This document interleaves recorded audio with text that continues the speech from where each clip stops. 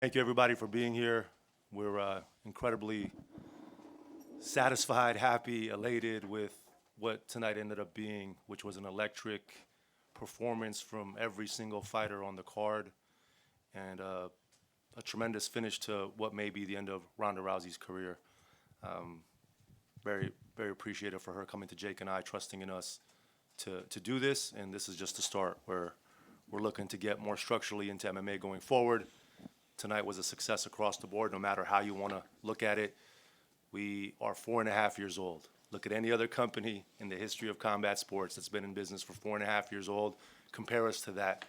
We've never said we're a competitor with another organization.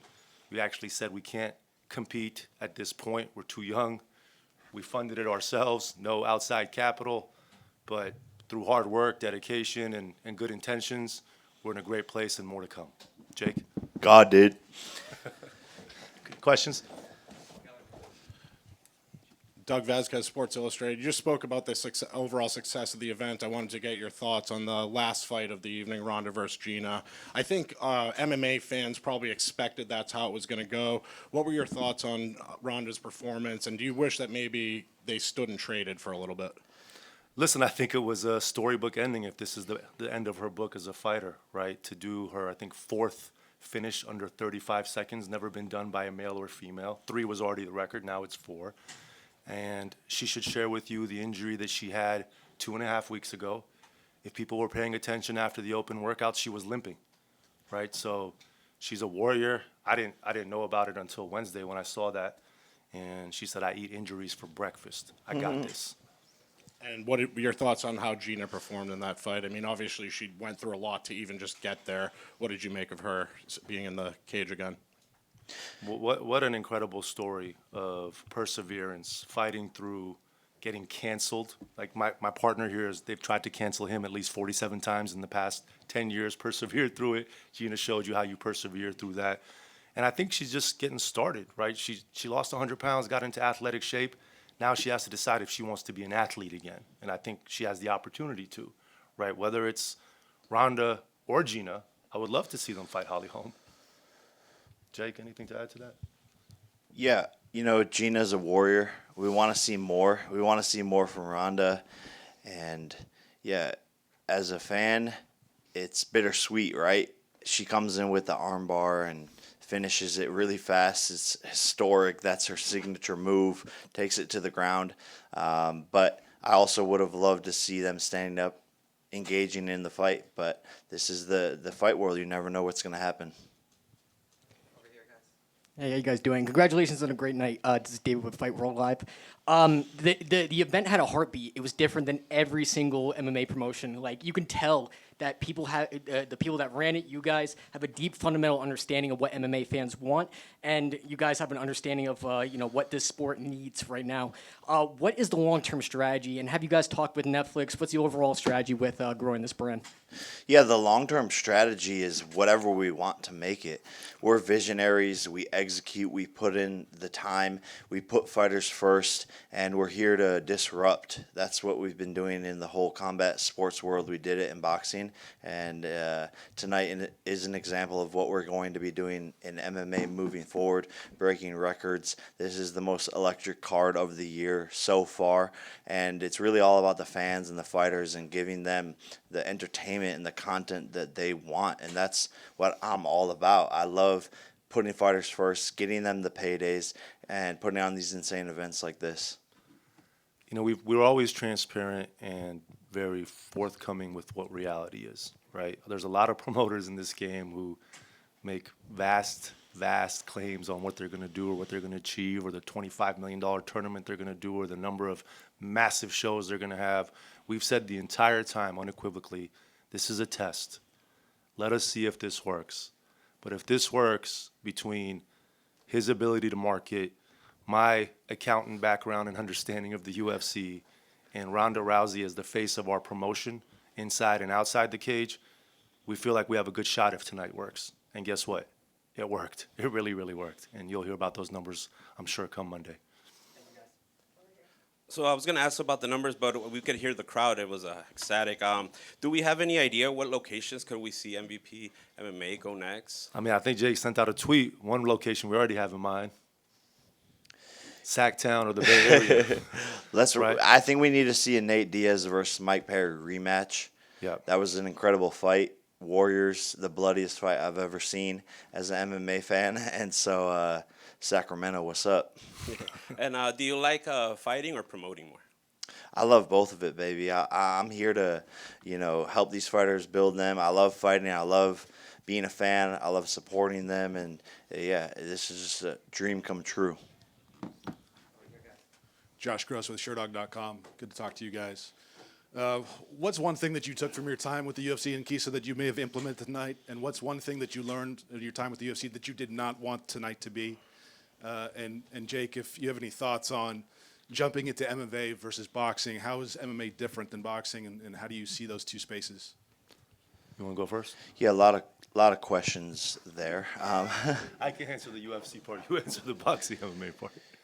Yeah, look, I think as a fight fan, you gotta love all styles. I love boxing. I love MMA, and so it's all in the same spectrum. It's like tennis and pickleball, but there is, lanes to be open and different styles, and I want to be doing an MMA fight here in the near future. I'm going to focus on boxing right now, but we love promoting, we love working with fighters, we love helping the fighters, and this is what we do. And I've been doing these events and stuff and supporting the UFC. Even people think we hate the UFC. It's like, no, we were fans. Now we're just giving fighters another platform, and so this is a special moment to grow the sport of MMA in a different way. I would say one thing that we try to implement in every show that we do is make sure the atmosphere feels like a party. Make sure people are having a good time, so when they leave, they're saying, "Wow, that was amazing. I want to come back." And I had many people come up to us tonight and say, "Wonderful show. Loved every minute of it. Hope you do more." What we didn't do is very clear. We're all about the fighters. We put the vast majority of the revenue back in their pockets, and I'm happy to announce that every single fighter on this card who had a finish bonus or a performance bonus, no matter the outcome, is getting that bonus. Dylan Osman, Low Kick MMA. Obviously, some news came out tonight just about the payouts, and the big news was that $40,000 was the floor for all the fighters who performed on the card.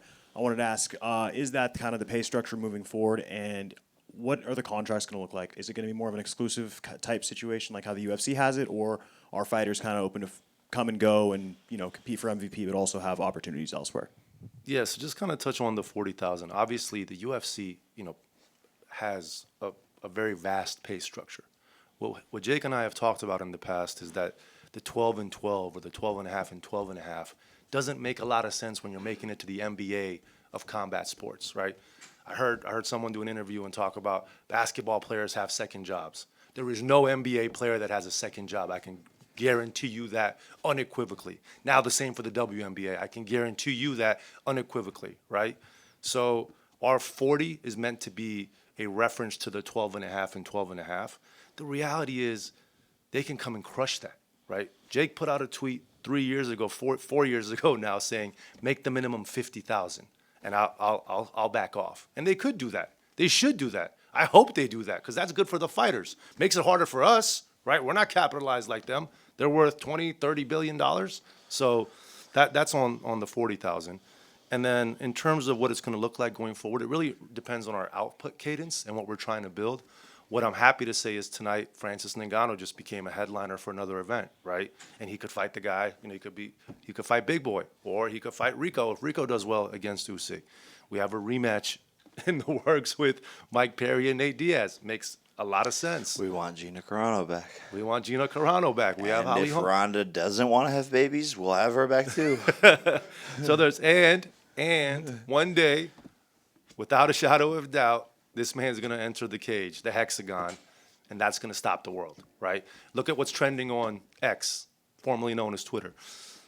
Nate Diaz was number 1, Conor was 3, Jake was 4. Then it became Ronda Rousey number 1, Nate Diaz number 2, Jake Paul number 3, Conor number 5.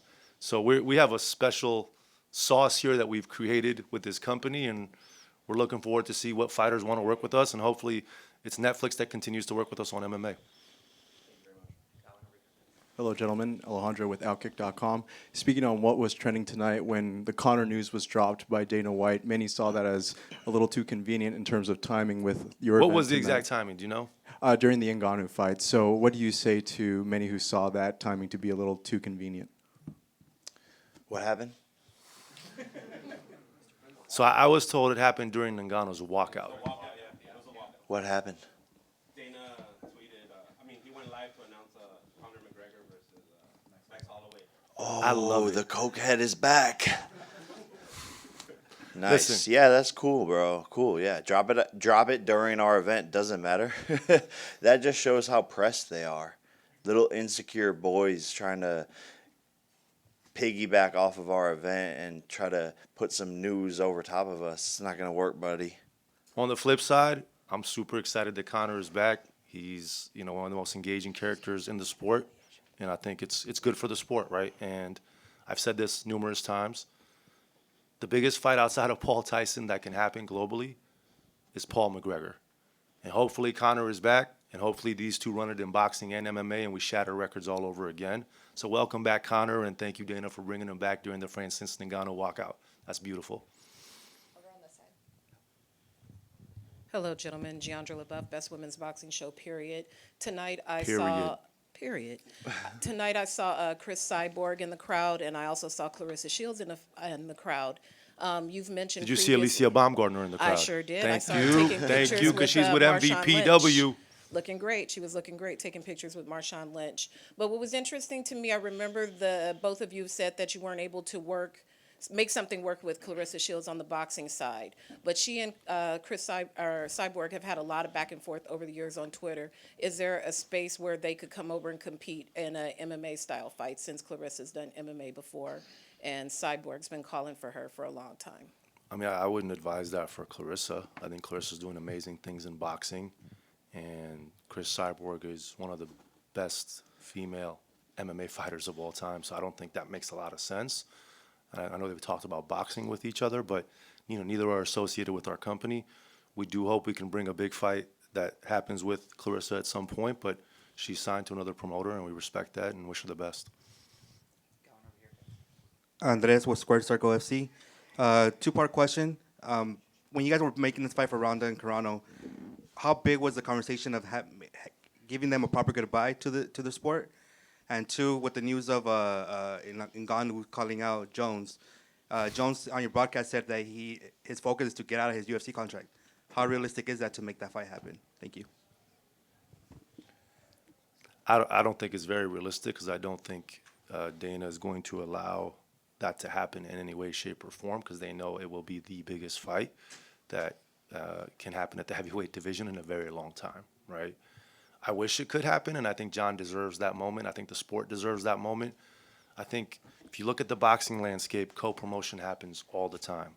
If you look at the MMA landscape outside of UFC, co-promotion happens all the time. If you look at the NBA, they go to Europe and play games against European teams, and they go to Asia and they play against Asian teams. They go to Australia, play against Australian teams. It happens all the time. The biggest moment the UFC has had in history was a co-promotion, right? It was with Mayweather and McGregor. Biggest associated event ever that Dana has touched in terms of revenue. So that hopefully is a door. That hopefully is a moment that can happen, and we're more than willing, right? There's no like hurt feelings. There's no, hey, we can't work with them because they take shots at us. Exactly the opposite. Let's do it and make it a moment that the world stops and enjoys these two men who are at the crescendo of their careers, probably, given their age and the wear and tear, right? Particularly Jon. The fans deserve it. The sport deserves it, and we'd love to do it. Right, Jake? Yep. Let's make it happen. Right here. Jorge Alonso, BroBible.com. Namo Fazil, tonight, he went viral during the press conference. Tonight he won, called out Arman Sarukian. He got into it with Arman Sarukian. Can you just talk about his night tonight? Jake is part Armenian, so he'll answer that question. Yeah, I'm part Armenian. That's my brother Arman out there. I think that would be an incredible fight as well. But Namo put on a show. He's an incredible fighter. I think a superstar. You know, very rarely do you see someone who has that it factor, that X factor, and he really has that. And I think he has his fans behind him in Kurdistan. So I think we have a potential superstar on our hands, and I wish that scrap would have happened backstage. I was running up trying to.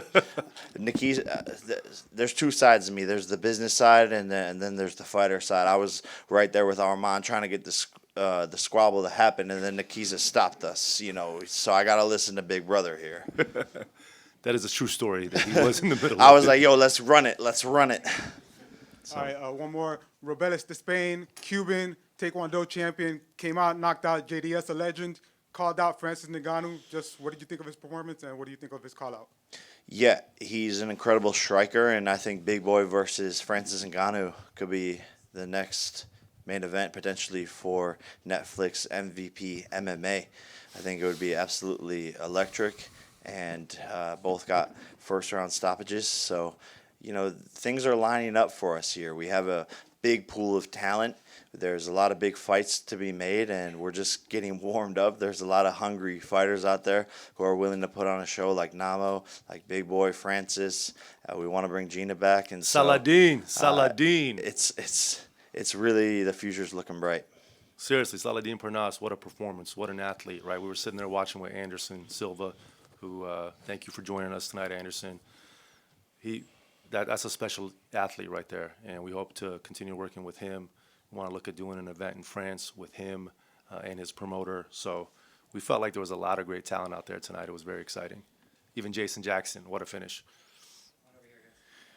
Brett Okamoto, ESPN. Nakisa, maybe I just completely made this up, but when the question was asked about Jon Jones, you kind of looked at Jake. Is there any more to the Jon Jones situation, or any conversations that you guys had that are behind the scenes that you could let us know There's about? absolutely no behind. I looked at Jay because I want him to answer the question because I know he's passionate about making it, right? Like that. You got to remember, I met this young man when he was 22. I didn't know who he was, just like I didn't know what the UFC was when Abu Dhabi bought it. They told me he wants to fight, he wants to box. I said, I don't know anything about boxing. I come from MMA. They said, yeah, but that's fighting. Just come meet him. And within 10 minutes of meeting him, he told me he wants to start a fighters union, right? Because he said the fighters need to be paid more because he's a content creator. He's the IP. He understands that he's the value. So my point is, when I look at him, it's because he's so passionate about trying to make these things happen. And I was hoping he'd kind of speak on making that happen. That's all. Yeah, I just feel bad when Jon Jones can't get out of his contract to be a free agent, to be able to, you know, provide for his family. That's the real meaning behind these things, and these fighters being tied up and not being able to pick and choose what they want to do, get the pay that they deserve. The fact that he wasn't on the White House card was very disappointing. You know, he's a true All-American, one of the greatest of all time, and just fell flat. So I feel for these fighters. I got to talk to him tonight, and yeah, he's upset about it. He's like, man, it just sucks. Like, he can't control his career. And I've just been pushing for fighters to stay free agents, to work with people like MVP, where, you know, these MMA fighters can go and box, boxers can go and do an MMA. And so I've been wanting to make Jon Jones versus Francis Ngannou. But, you know, it's just tough over there, and it just sucks for the fighters and for their families and for their businesses and for their legacy and all of it. You know, capital is king, and so when these fighters can't make money and they want to fight and they want to make the big fights happen, the fans lose and their families lose, and the fighters feel insufficient. So it really sucks, and yeah, hopefully we're here to make some change and make the biggest fights in MMA happen, period. Brett, just to add to that, like, long-term contracts are okay if they're equitable, right? If they provide the appropriate revenue share. That's what happens in all ball and stick sports, right? And the reality is the UFC is now at a level of the ball and stick sports in terms of its revenue profile, in terms of its operational capability. So that's what the sport needs. And then why wouldn't Jon Jones want to be there for 5 years if he feels like he has market value? That's all it is. And again, we're kind of like bringing our end into existence by keep pushing that message, because if they want to turn it on and actually pay the fighters the right way, it's hard for anyone else to compete. That's the truth. But they don't feel they need to, and they're not going to because they're a public company. So just a quick follow up, and obviously I was in the arena, so I couldn't hear this myself, but I think I saw it in a bunch of different places on social media. Is that Jon is on Netflix saying, hey, if these guys want to help me take a look at my contract. So Jake, is that actually something that you would entertain? Is that something? We don't want to get sued. They've been fight? already sending out lawsuits this week. We don't want to get sued. No comment. Next question. Thank you, Brett. Over here. I'm going to use Claude Legal and review Jon Jones' contract. Gabriel Gonzalez for Cageside Press. Question for Nakisa. I spoke with PFL CEO John Martin, who spoke very glowingly about just his excitement for the event. I wanted to ask, with PFL and other athletes in other leagues, not UFC, the potential of co-promotion, just what would those talks look like to potentially have talent from other brands cross over to Netflix, and just how that might work in the future? It's really interesting because obviously Jake and I had a relationship with PFL where we were brought in to try to help the company, and I would say there was a transition period for them when we got on, and then they bought Bellator, and kind of the focus changed, and so we didn't really have the success that we would have hoped there, nor the access, to be honest, or the consistent kind of communication that would have allowed him to do the best of what he does. I will say I think they're doing some great things now under Jon's leadership. He's obviously a seasoned media executive, but more importantly, he's truly passionate about MMA. Right, much more than I am. Not more than Jake, but much more than I am. Like I'm not a boxing guy. I'm not an MMA guy. I'm a product guy. I'm a marketing guy, and I'm trying to disrupt and do amazing things and be remembered for building a legacy for the athletes. But like Jon Martin loves MMA. It's very clear. When I met with him in 2015, 16, when we were trying to sell the UFC, I walked away saying like that guy's entity should own the UFC. Obviously, they've done well with Ari and Silver Lake and KKR. But we'd be open to talking to them about ways of leveraging their roster, right?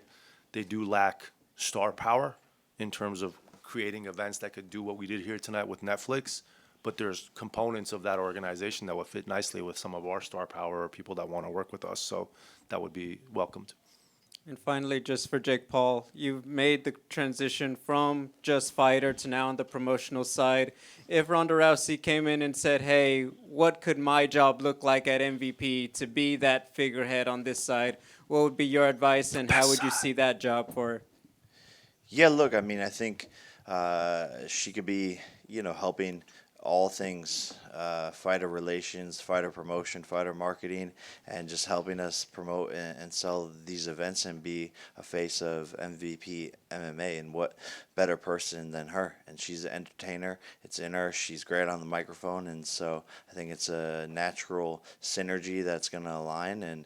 And I hope Ronda sees that vision. I know she sees that vision to help fighters and give them another massive platform and to be a part of something bigger than just herself. Right here, question about Saladin Parnasse, French media. Do you have maybe some names for the future for him? Because in France, a lot of people think he has the potential to the highest level. Do you have highest level guys to put in front of Saladin Parnasse for the future? I think we got to sit down with Saladin, his team, and KSW to determine what that next step is.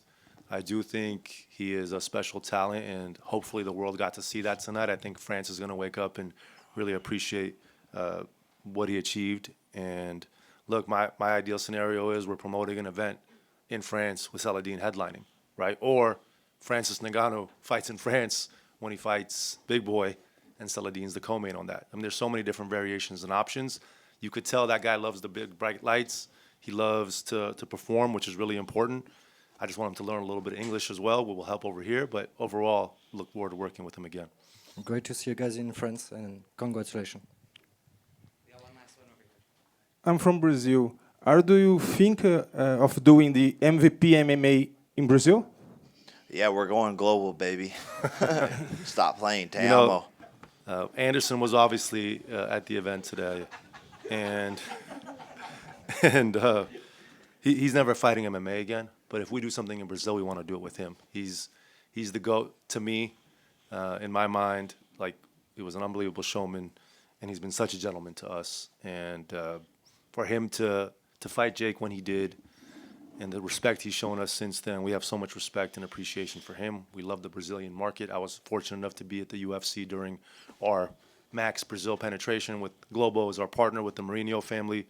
And so we want to go back there. And Netflix actually has the World Cup, right, the Women's World Cup. So we want to talk to them about how can we do both boxing and MMA to coincide on pre, mid, or post Women's World Cup. José Aldo and Henry Cejudo are free agents. What do you think of fight between them? I think Jose retired, no? So if they want to do that, happy to have that discussion, right, Jake? Yes. Nakisa at BavaVaSports.com. Send contract. All right, thank you, Nakisa. Thanks, Jake. Thank you, everybody. We appreciate you coming out.